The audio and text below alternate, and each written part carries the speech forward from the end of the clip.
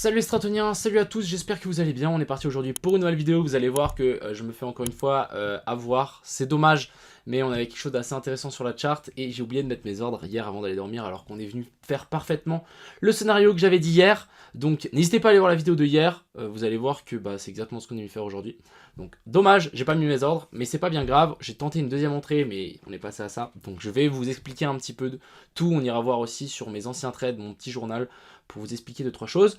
On ira faire un tour bien évidemment sur IMO aussi hier. Merci encore une fois à toute la communauté d'être là sur le live hier, c'était super intéressant. On a vraiment bien discuté, c'était vraiment cool. On ira voir donc l'Ethereum aussi, les altcoins qu'on m'avait demandé, donc la liste qui continue comme d'hab. On ira faire aussi un tour sur le capot. Enfin bref, comme d'habitude, j'espère que cette vidéo vous plaira. Je vous souhaite à tous un excellent visionnage. On est tout de suite parti.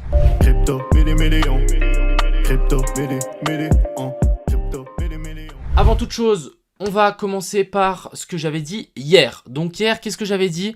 J'avais dit qu'on allait avoir un potentiel retour donc sous le dernier plus bas. Donc ça, c'était pour l'Ethereum, hein. Si vous ne me croyez pas, allez voir la vidéo de hier. Mais j'avais dit qu'on allait récupérer la liquidité qu'on avait laissée là, récupérer la zone de fair value gap et ensuite partir. Ça, c'est les trades que j'aurais dû prendre hier, où j'ai pas mis mes ordres. Donc ça, c'était sur l'Ethereum. Ça, c'était sur le BTC. Alors, c'est pas ça sur le BTC, mais c'est celui-là sur le BTC. Donc on est bien venu faire la déviation au nord. On est réintégré, on a récupéré la mèche. Donc ici, on a vraiment un sable laser. On est revenu chercher la zone OTE et ensuite ici on est reparti. Donc vraiment ça c'était les trades de hier que j'ai partagé dans les vidéos de hier. Donc pour les gens qui l'ont pris, félicitations, vous êtes en gain et je pense que vous avez une super entrée. Ça c'est un trade à garder à mon avis assez longtemps. Qu'est-ce que j'ai fait ensuite? On va analyser bien évidemment ces charts ensemble, mais j'ai voulu reprendre un deuxième trade. Je me suis dit, étant donné que notre zone ici d'OTE a été touchée, et du coup maintenant techniquement on devrait pousser vers le haut. Pourquoi pas essayer de retrouver un deuxième rebond si on vient chercher un petit peu plus bas, étant donné qu'on est venu faire un petit boss ici, donc ça c'est sur le BTC, et on est venu faire aussi un petit boss sur l'Ethereum ici. Pourquoi pas faire un petit retour vers le bas et ensuite vouloir repartir. On avait 6.5R et aussi 10R. Alors, ce qu'on est venu faire sur le Bitcoin, regardez-moi, vous allez câbler. Voilà, on est reparti à, on est à combien de dollars? On est à 10 dollars près, on n'est pas venu toucher donc notre zone, c'est très dommage, on repart directement sur nous. Même chose pour l'Ethereum, mon Ethereum il y a un peu plus d'espace, mais je me suis dit qu'on peut venir récupérer un petit peu plus bas. On avait une zone de fair value gap, etc. Et ensuite vouloir repousser, vous voyez qu'ici on est vraiment en train de décoller. Donc je vais avoir raison, à mon avis, on va casser cette trendline ici, on va récupérer toutes les liquidités au nord. Mais voilà, on avait eu des bons trades, on aurait pu gagner de l'argent. Finalement, voilà, on n'a pas été pris à la limite parfaite, c'est dommage. Je vais vous expliquer comment je suis arrivé à ce scénario là et pourquoi je pense que ça va pump et tout simplement. Donc en gros ici on a eu notre première inversion de structure, donc ici on a eu la petite mèche, ici on a fait notre boss. Donc à partir de ce moment là, ce bottom-ci nous dit qu'on va monter.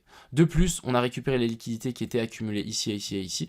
Donc pour moi ça c'est signe d'un potentiel bottom et on peut s'attendre à un rebond. Je dis pas que la structure baissière de tout ce mouvement là, on repasse haussier, non, mais je pense qu'on peut avoir un petit rebond vu qu'on a récupéré ces liquidités, petit rebond ici et ensuite vouloir rechuter plus bas et nous faire genre un joli petit canal haussier ou un bear flag comme vous voulez.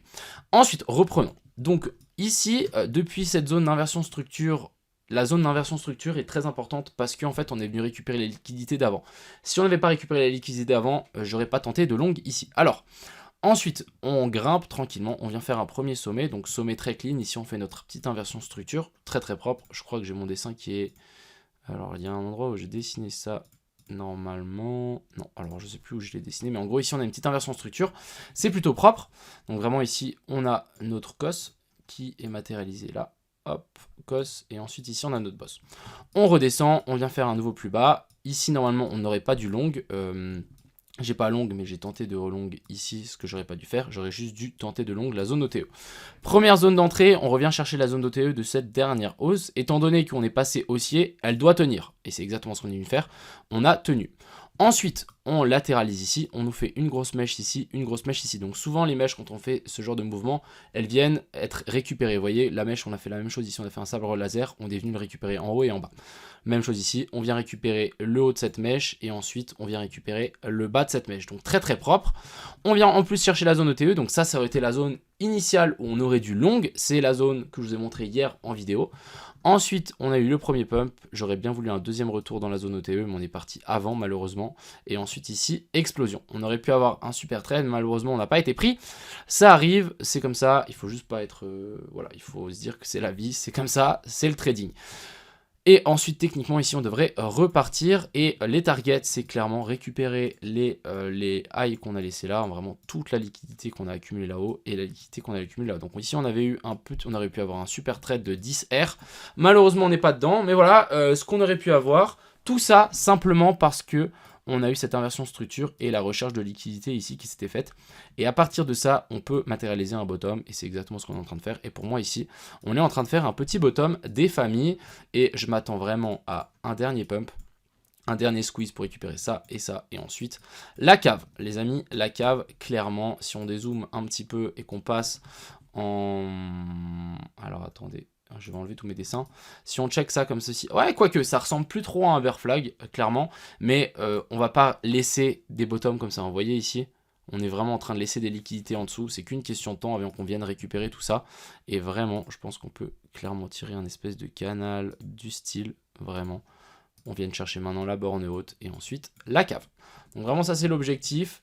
Au moins je vous ai expliqué un petit peu le trade. On va passer sur l'Ethereum. Je vais vous expliquer aussi ce trade qui est relativement similaire au BTC mais qui est quand même un petit peu plus propre. Donc en gros ce qu'on est venu faire ici, inversion de la structure, même chose que sur le BTC. On est venu aussi récupérer toutes les liquidités qui étaient placées ici, ici et ici. Donc très bien, on récupère tout ça. Ensuite premier pump. On remonte jusque là-haut. Là, on a notre petite inversion structure, donc recherche par rapport à ce plus haut-là. Et ensuite, ici, on vient faire un boss. On fait un joli petit canal haussier qui finit par casser vers le bas. On continue à latéraliser, etc. On continue à créer une poche de liquidité ici en dessous pour ensuite récupérer ça sur un mouvement assez impulsif. Hop, on vient chercher la zone de fair value gap, la zone de FVG qu'on a, la zone d'OTE plus la zone de fair value gap qu'on a laissé juste ici en dessous. Plus les liquidités qui ont été accumulées, magnifique.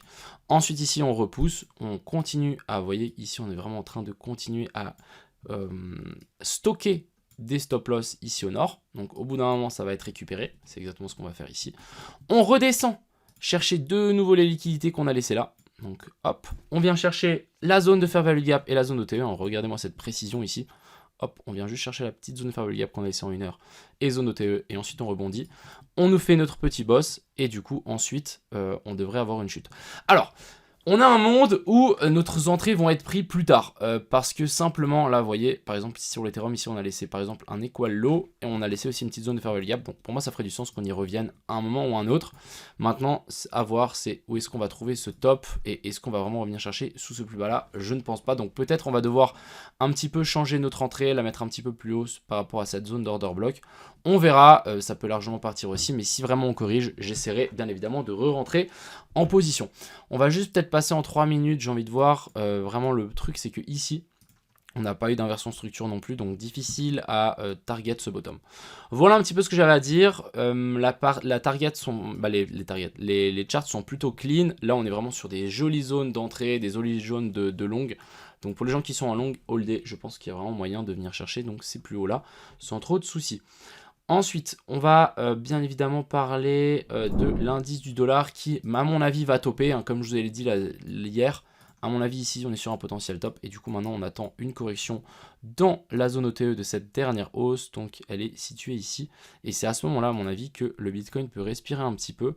Et vraiment, on pourra, à mon avis, voir un petit rebond sur le BTC et du coup une chute de l'indice du dollar et un pump du SP500. Bon, pour le moment le SP500 ici il a l'air de plutôt bien réagir. On est vraiment en train d'encaisser qu'on est en train de prendre les nouveaux highs. Maintenant il faut absolument récupérer ce nouveau high ici aussi, je pense en weekly, ça pourrait être vraiment plutôt pas mal et ensuite peut-être on pourra de nouveau s'envoler. Encore une fois à voir. Je mets pas trop de billes là-dessus parce que pour moi on a laissé plein de liquidités ici en dessous. On a toujours cette zone OTE qui est toujours en liberté donc voilà, vous m'avez compris, mais je vais vraiment me méfier, même si ici on vient faire un nouveau sommet, on n'est pas à l'abri de vraiment faire un truc du style, et ensuite on rechute un petit peu plus bas. Donc, affaire à suivre, vraiment. Maintenant, ce qu'on va faire, c'est qu'on va, vu qu'on a regardé les trades que j'aurais voulu prendre sur le Bitcoin et l'Ethereum, on va checker toutes vos alts. Donc on va commencer par le APT. Alors, Le APT qui est assez intéressant, on est revenu pour moi dans une jolie zone d'achat. Je vous montre ça. Donc en gros ici le APT est clairement haussier, on a laissé un equal high là-haut, donc pour moi il y a de fortes chances qu'on vienne le rechercher un jour. On a laissé des liquidités là aussi. Donc on est revenu chercher la zone d'order block de cette dernière hausse, on est passé sous cette énorme zone de pivot, très très bien.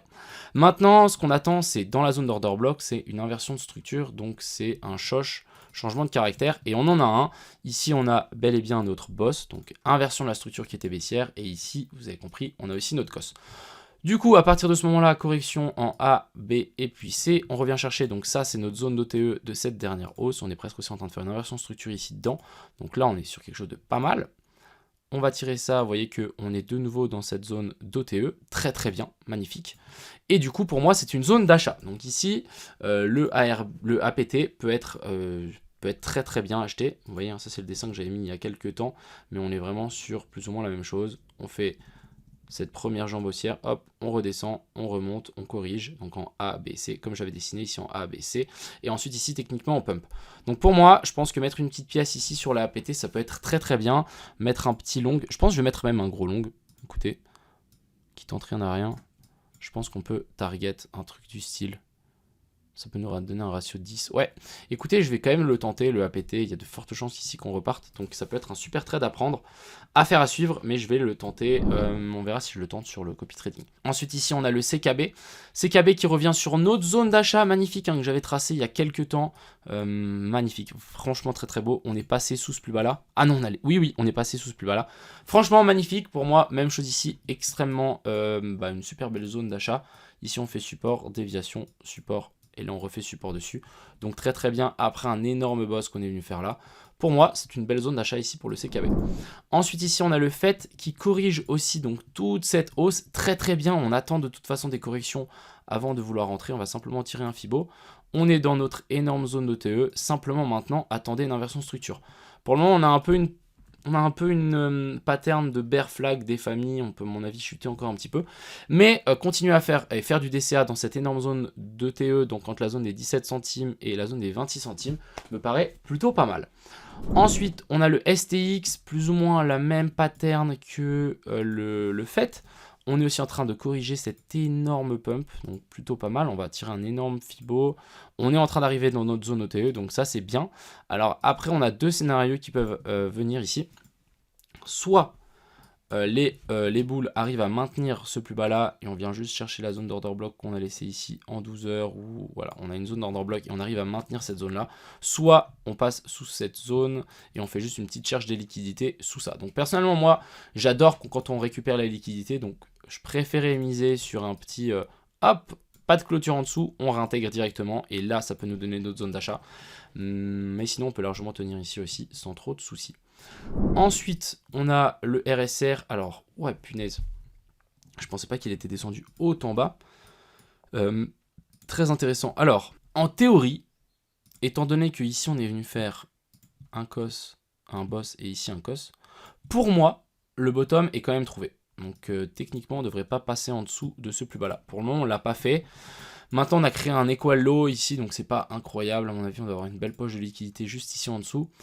Ce que maintenant je pense, c'est qu'on peut faire largement une petite mèche, hop, et ensuite on part. Donc attendez à mon avis cette petite mèche juste en dessous de ces plus bas là, pour essayer de rentrer.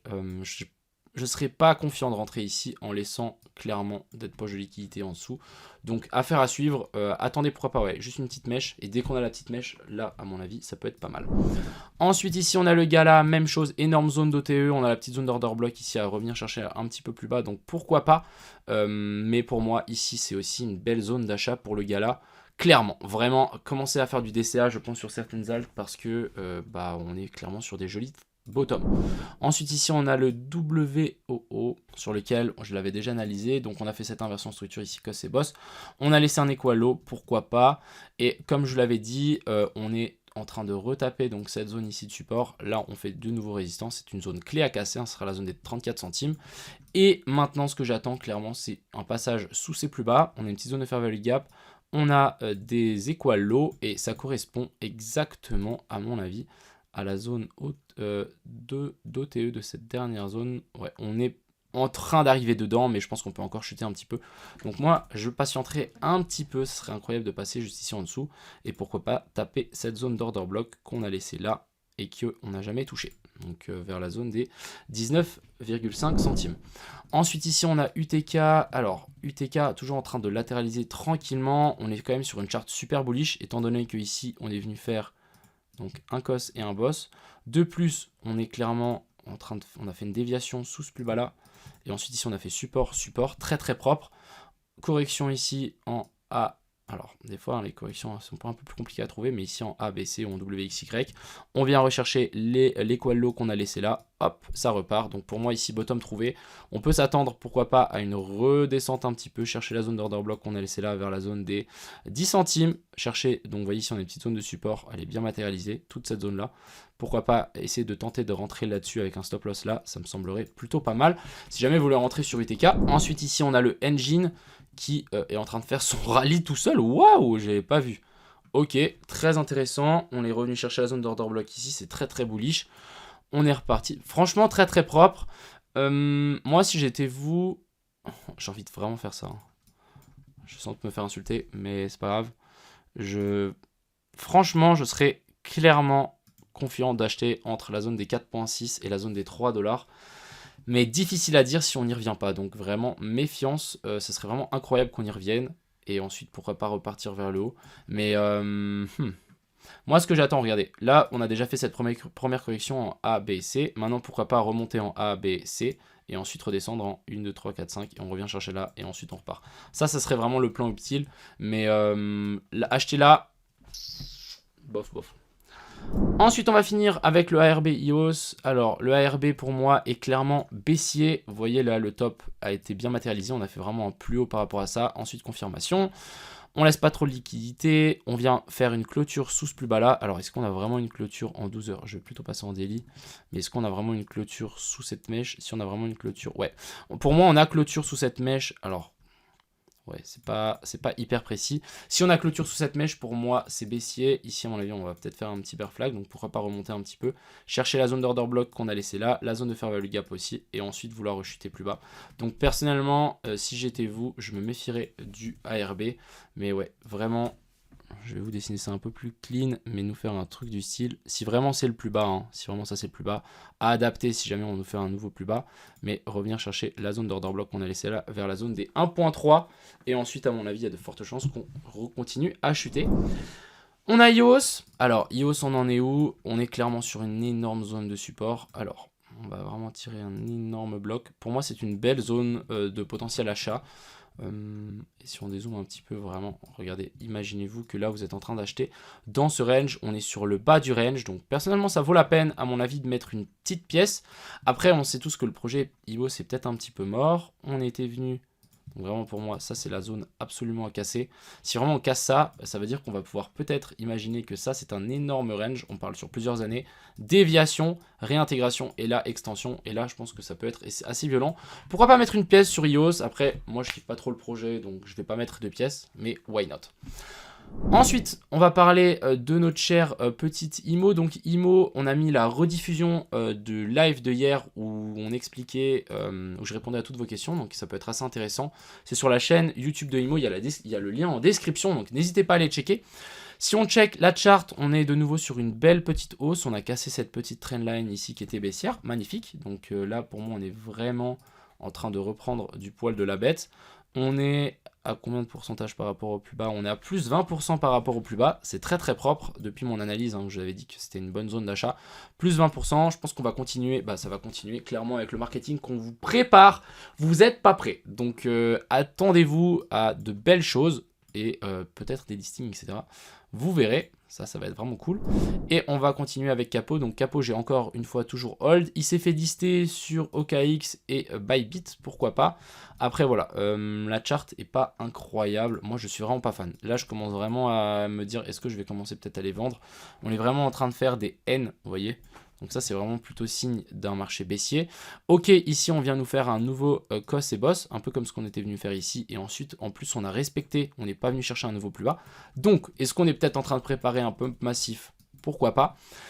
Mais difficile à dire. Ici, est-ce qu'on est peut-être en train de faire un petit bull flag et ensuite une extraction vers le haut? Je l'espère. Mais je suis de moins en moins serein avec ce capot. Surtout qu'on se fait lister de plus en plus sur des gros exchanges. Et ça commence à devenir... y a pas trop, il se passe pas grand chose quoi. On a quand même eu peut-être un peu par rapport au plus bas là de 46%. Mais bon, c'est pas énorme. Nous, ce qu'on veut, c'est vraiment une extraction au-dessus de la zone des 20 centimes. Et vraiment essayer de push au maximum. Pour le moment, ça mouline dans la boue. Donc voilà, je suis un peu mitigé. J'hésite à peut-être close 50%, on verra. Mais on va patienter, à voir comment ça se goupille. Je suis encore une fois clairement en gain, donc je peux me permettre qu'on passe un petit peu qu'on continue un petit peu à descendre. On verra. Mais je suis pas fan. Voilà un petit peu ce que j'avais à dire aujourd'hui dans cette vidéo. J'espère qu'elle vous a plu. Un peu plus longue que d'habitude, parce que plus de choses à vous dire. Et je vous souhaite à tous une excellente soirée. C'était Crypto Million. Checkez les liens en description. Ciao!